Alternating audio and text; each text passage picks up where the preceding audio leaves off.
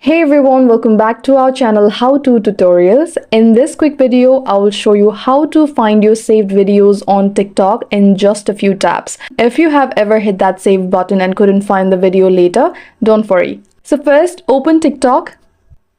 Make sure you are logged into your account.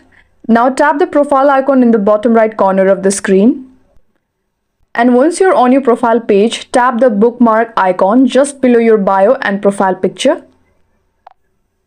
You will see all the videos you have saved. These include videos you favorited or added to collections. You can also create folders called collection to organize saved videos by topic like recipes, workouts, travel, funny clips, and more. Keep in mind, if you downloaded a video to your phone instead of saving it on TikTok, it will be in your phone's gallery or Photos app, not in TikTok. And that's it. Now you know exactly where to find your saved videos on TikTok. Super easy. If this video helped you, give it a like, hit that subscribe button, and comment below if you have any TikTok queries. Thanks for watching, and I'll see you in the next one.